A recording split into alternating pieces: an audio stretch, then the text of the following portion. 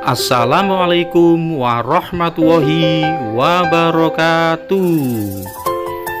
Salam sehat dan ceria. Salam inovasi dan motivasi. Oke. Bagaimana kabarnya anak-anakku kelas 5 yang hebat? Semoga kabar kalian selalu sehat, selalu ceria, dan dalam lindungan Allah Subhanahu wa Ta'ala. Anak-anakku yang hebat, kali ini kita akan belajar tema 1, organ gerak hewan dan manusia, subtema 2, manusia dan lingkungan, pada pembelajaran yang kedua. Sebelum belajar dimulai, anak-anakku yang hebat, silakan berdoa agar diberikan kelancaran dalam menerima pembelajaran dan dijadikan ilmu yang kita peroleh menjadi ilmu yang bermanfaat. Amin. Sekarang kita mulai pembelajaran. Kita simak video berikut ini. Anak-anakku yang hebat, sambil menonton silakan jawab pertanyaan dari Bapak. Kegiatan yang nampak pada video adalah, adakah yang tahu? Ya, kegiatan tersebut adalah kegiatan olahraga sepak bola. Pertanyaan yang kedua, kegiatan tersebut termasuk permainan yang menggunakan apa? Ya, betul.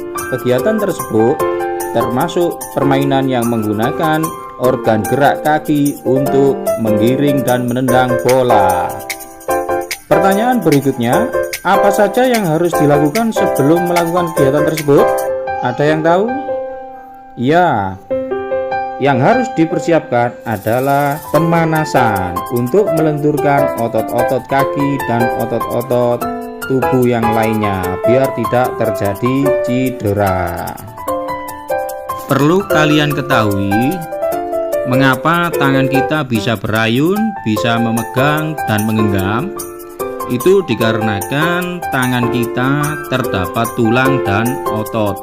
Tulang dan otot inilah yang bisa menggerakkan tangan dan kaki kita. Kaki kita berlari, itu ya, menggiring bola, menendang bola. Itu karena kaki kita tulangnya digerakkan oleh otot. Organ gerak pada hewan dan manusia itu memiliki kesamaan. Alat-alat gerak yang digunakan pada manusia dan hewan ada dua macam, yaitu alat gerak pasif yang berupa tulang dan alat gerak aktif yang berupa otot. Kedua alat gerak ini saling bekerja sama dalam melakukan pergerakan sehingga membentuk suatu sistem yang disebut sistem gerak. Dan sekarang kita akan membahas alat gerak pasif atau tulang, atau yang disebut dengan rangka. Apakah fungsi rangka tubuh bagi manusia? Rangka tubuh bagi manusia itu memiliki fungsi antara lain: 1. Memberi bentuk, contohnya tulang tengkorak yang memberi bentuk pada wajah. 2. Sebagai penopang tubuh, contohnya tulang kaki yang menopang seluruh tubuh. 3. Melindungi organ-organ dalam, contohnya tulang rusuk yang melindungi jantung dan paru-paru. Yang keempat, sebagai alat gerak pasif. Yang kelima, tempat melekatnya otot, misalnya pada tulang kering atau tibia menempel otot. Yang keenam, sebagai tempat pembentukan sel-sel darah merah dan sebagai tempat penimbunan mineral. Ini di sebelah kanan saya terdapat gambar tulang manusia. Dari atas di kepala itu disebut dengan tulang tengkorak, kemudian turun ke bawah ada tulang rahang bawah, kemudian turun lagi ada tulang leher, leher ke bahu ada tulang selangka, tulang selangka turun lagi ke bawah ada tulang belikat, kemudian ada tulang dada ya, kemudian turun ada tulang belakang, kemudian turun lagi ada tulang panggul. Kemudian untuk organ geraknya, ini ada tangan sama kaki. Untuk tulang tangan ada tulang pengumpil dan tulang hasta. Kemudian ada tulang telapak tangan dan tulang jari-jari tangan. Kemudian yang tangan bagian atas itu ada tulang lengan atas. Kemudian untuk alat gerak kaki ada tulang paha, kemudian ada tulang tempurung lutut, kemudian turun ke bawah ada tulang kering yang bagian depan, dan bagian belakang itu ada tulang betis. Kemudian turun ke bawah lagi ada tulang pergelangan kaki dan tulang jari-jari kaki. Fungsi tulang tengkorak itu untuk melindungi organ otak dan organ mata. Fungsi tulang leher yaitu untuk menegakkan berdirinya kepala. Kemudian fungsi tulang rusuk atau tulang dada yaitu untuk melindungi organ dalam jantung dan paru-paru. Untuk tulang panggul berfungsi untuk melindungi organ dalam, reproduksi, dan pencernaan. Untuk menambah pemahamanmu tentang organ gerak manusia yang berupa tulang, kalian bisa membuat model sederhana rangka manusia dari bahan bubur kertas. Adapun langkah-langkahnya, yang pertama, siapkan alat dan bahan yang berupa gunting, ember, kertas koran, kawat kasa, pati kanji, dan cat warna dan kuas. Yang kedua, buatlah kerangka patung dari kawat kasa seperti gambar ya. Kemudian yang ketiga, potong-potonglah kertas koran menjadi serpihan-serpihan. Baru kemudian yang keempat, rendamlah serpihan-serpihan koran ke dalam air. Langkah yang kelima, setelah rendaman serpihan koran itu lembek, angkat dan tumbuklah sampai halus dan campurkan dengan perekat dari pati kanji. Aduklah hingga berbentuk bubur, namun jangan terlalu encer. Kemudian yang keenam, tempelkan bubur koran tersebut pada rangka kawat seperti gambar ya. Kemudian yang ketujuh, keringkan dengan cara diangin-anginkan, jangan dijemur, langsung di bawah terik matahari agar tidak retak. Dan langkah yang terakhir, warnailah dengan menggunakan cat.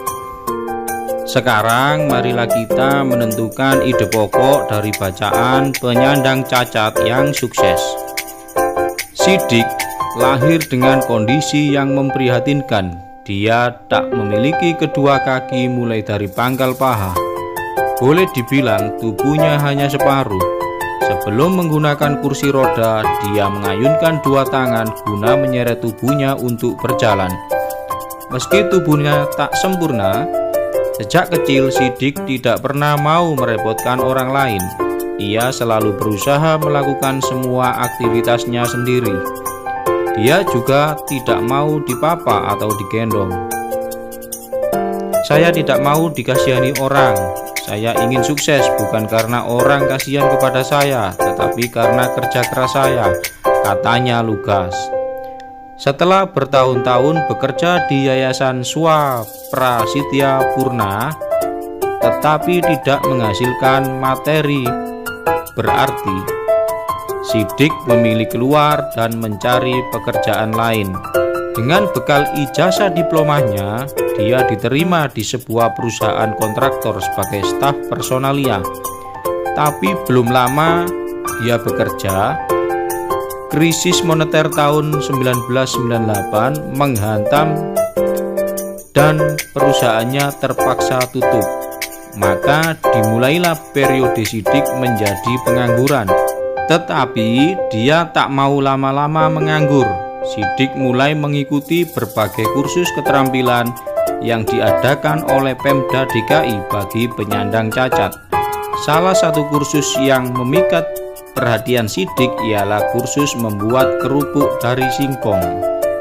Dari bacaan tersebut, kita temukan ide pokok dari paragraf yang pertama adalah Sidik lahir dengan kondisi yang memprihatinkan. Kemudian ide pokok untuk paragraf yang kedua, meski tubuhnya tak sempurna, sejak kecil Sidik tidak pernah mau merepotkan orang lain.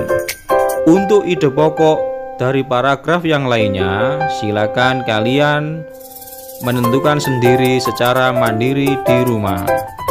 Anak-anakku kelas 5, siapa yang pernah membaca buku, baik buku cerita maupun buku pelajaran atau buku komik? Nah, jika kalian memperhatikan bagian depan buku, nah, kamu pasti akan melihat yang namanya sampul buku. Nah, sampul buku itu dibuat gambar yang menarik agar pembaca merasa penasaran dengan isi buku. Nah, sampul buku itulah dinamakan gambar cover. Cover atau sampul buku itu merupakan cerminan dari seluruh isi buku.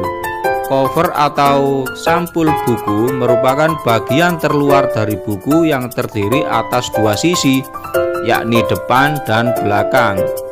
Kedua sisi ini saling mendukung dan melengkapi serta menguatkan isi dari buku. Cover yang baik adalah yang dapat mempengaruhi dan menarik minat orang untuk membaca isi buku secara keseluruhan. Oleh karena itu, maka sebuah cover harus memenuhi unsur-unsur antara lain: yang pertama, menyertakan gambar yang menarik; yang kedua, terdapat sinopsis isi buku pada sisi belakang; yang ketiga, terdapat identitas buku pada punggung buku; yang keempat, terdapat judul dengan pemilihan jenis huruf yang menarik dan mencolok; yang kelima, terdapat kalimat penjelas judul yang singkat dan mudah difahami; dan yang keenam, terdapat nama penulis; dan yang terakhir, terdapat identitas penerbit. Anak-anakku sekalian, saya kira cukup sekian untuk pembelajaran pada pagi hari ini. Mudah-mudahan ilmu yang sedikit ini menjadikan manfaat bagi kalian semua. Kurang lebihnya saya mohon maaf yang sebesar-besarnya. Dan yang terakhir, saya ucapkan terima kasih telah menyimak video pembelajaran ini.